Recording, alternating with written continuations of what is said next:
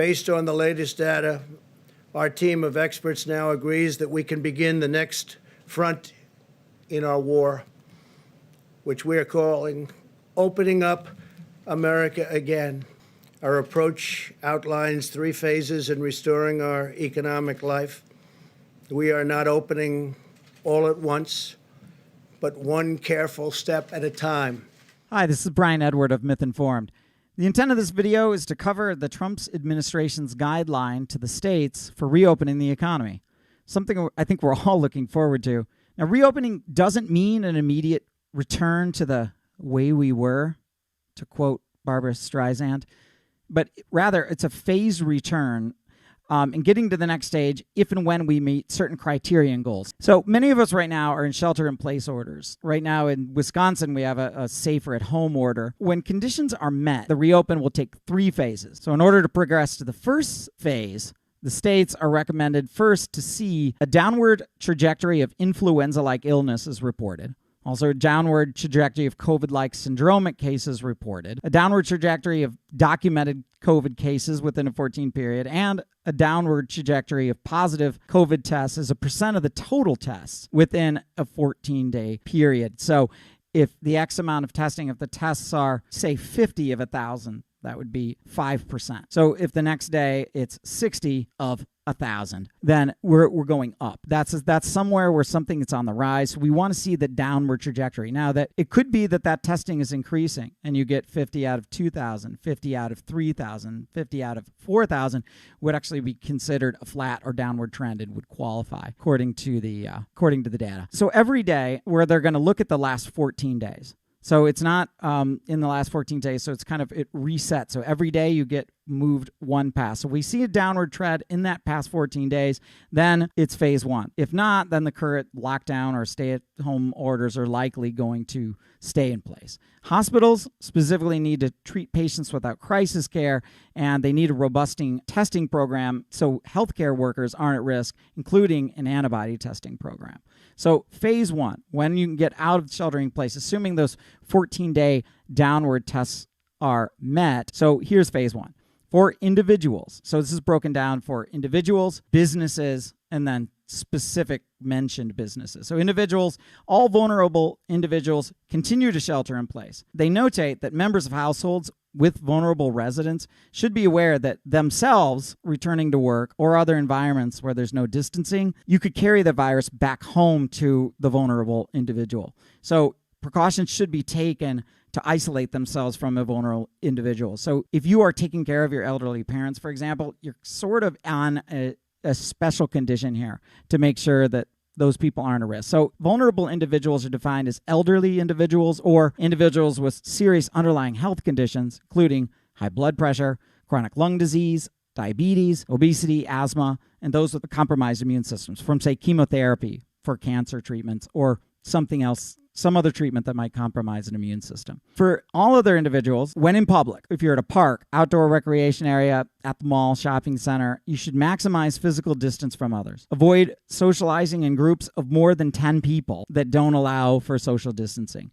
Minimize all non-essential travel and adhere to CDC guidelines regarding isolation following said travel. In phase 1, for general employers, it's recommended that you return to work in phases. So maybe this means like them bringing parts of the company back, not all 100% of the employees right away. Avoid socializing in groups of more than 10 people in circumstances that don't allow for it. So receptions, trade shows, or trainings would apply. Continue to encourage telework wherever possible. Close common areas where personnel are likely to congregate or interact. Enforce strict social distancing protocols. So this means closing like the cafeteria or maybe the water cooler. So this could have a possibility to reduce gossip in the workplace. Who knows? Minimize non-essential travel and adhere again to the CDC guidelines. Strongly consider special accommodations for personnel who are members of vulnerable population.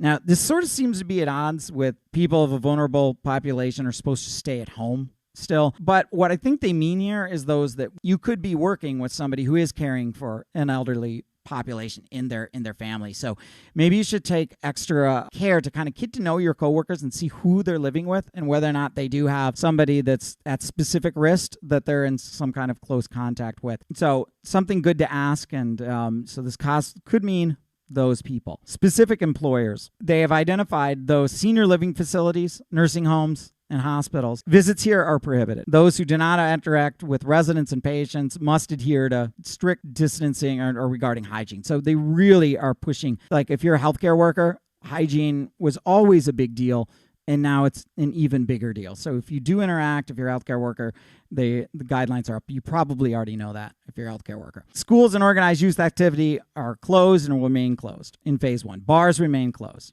Large venues like restaurants, movie theaters, sporting venues, religious institutions can operate under strict physical distancing protocols. They don't define strict, and then later we'll see moderate and then a slight. They don't really define this. So I think we're going to be talking about this a lot more, and we're going to see more information, but we'll say strict, moderate, and slight. For example, that Arizona, for Major League Baseball, there's an Arizona plan where they may actually do the season all in Arizona. So all during like spring training, but they want to put the entire teams together as hotels. It's almost like a sabbatical that they can't go home. Umpires, grounds crew members, all the people involved with Major League Baseball are staying in the same place, so they kind of create their own isolation, so they're not spreading it around to everybody else. And this is with no fans. So I would think that probably qualifies as strict social distancing. Korea is doing a form of this, and they have some of their baseball open. So we'll see what sports are going to do. A lot of this is going to unravel. Gyms in phase 1 can open if they adhere to strict physical distancing and sanitation protocols. My friend Sean saying, wow, people at the gym are really cleaning up these days. So maybe we're going to see that. If you've been to a gym before, you've probably had questions. We will definitely see high sanitations in gym if they want to stay open. Nice thing in phase 1, the green light's given to elective surgeries. They can resume as appropriate on an outpatient basis for facilities that adhere to the guidelines, which is all facilities have to do this. So that's a good thing. If a person had a hernia and they're in a lot of pain, you can't have surgery because that's considered elective. If you've had back pain and you need to have a decompressed of a nerve root that's causing an enormous amount of pain, again, that's considered elective. So there's a lot of people in pain right now, and the system is backing up. So it's a really good thing to see the green light there. So moving on into phase 2, all vulnerable individuals should continue to shelter in place. So this is the same as phase 1. Members, again, of households that do have vulnerable residents need to know that they can take the virus back home. So precautions really ought to be taken for them to isolate from those vulnerable residents and very much be aware. For individuals in public, parks, outdoor recreation areas, you should maximize physical distance, and for socializing in groups of more than 50 people. So notice it's raised from 10 in phase 1 to 50 people. You can have 50 people together if you're practicing the social distancing. If they're not, they don't want that. Non-essential travel can resume, though, for individuals in phase 2. For general employers, teleworking is still encouraged wherever possible. Closing the common areas where people are likely to congregate now enforce moderate social distancing protocols. So instead of strict to moderate. Strongly consider special accommodations for personnel who are vulnerable. So again, I think this means for those that are working and have close contact with a vulnerable person, because I don't necessarily think the vulnerable people will be working. If they are, then definitely employers are going to need to find some workable solution to reduce the risk. For specific employers, again, healthcare facilities, nursing homes, hospitals, again, visits are prohibited in phase 2 still. Those who do interact with residents adhering to strict protocols regarding hygiene. Large venues, again, movie theaters, sporting venues, places of worship can operate under moderate. So they've reduced it from strict to moderate social distancing. Again, if you're part of a church, you're part of a movie there, let's find out what these things are. And we're going to start to see what the difference between strict and moderate is. We'll see this kind of come down through the phases. So elective surgeries are still green lighted in phase 2. Gyms can reopen. Bars are allowed to open now in phase 2 where they weren't in phase 1, but they have to diminish the standing room. The idea is to have people farther away from each other, so you probably see more tables and less bar space. Phase 3, moving on to phase 3. Now, vulnerable individuals can resume public interactions, but should practice physical distancing, minimizing their exposure to settings that have no distancing or a high degree. Low-risk populations should consider minimizing their time in crowds. With that, finally in phase 3, the vulnerable individuals are going to have something close to a life again. During phase 1 and phase 2, definitely call these people. If it's your parents or people you know, definitely call, because it's tough being cooped inside, and they don't want to be forgotten about. It can really help. If general employers are allowed to resume unrestricted staffing of work sites in phase 3, that's good. Specific employers, so Healthcare facilities, you can resume to visit people in the nursing home or in the hospitals. Although, again, practice hygiene. And when you're in hospitals, you'll notice the spray and like the hand washing sand. Use those a lot. Large venues, sit down dining, movie theaters, sporting venues can operate under limited. So notice that for those kind of venues that went from strict, moderate to limited social distancing protocols, although it's not specifically defined. Gyms can reopen, but they need to adhere to standard sanitation protocols. So the strict physical distancing at the gym is pulled down a notch. Bars are allowed to operate with increased standing room occupancy. So I think like the more high congregation areas will be able to open again. Specific into Wisconsin, Governor Evers said we want a robust testing program. So he adopted the 14-day decline of reports of symptoms as well as the positive total tests as a percentage. So for example, today, Wisconsin reported 106 positive cases yesterday of 1,577 tests. So that was a 6.7 positive rate per test. So if that percentage starts to drop, that's good. And testing needs to stay either flat or increase. And they really want testing to increase.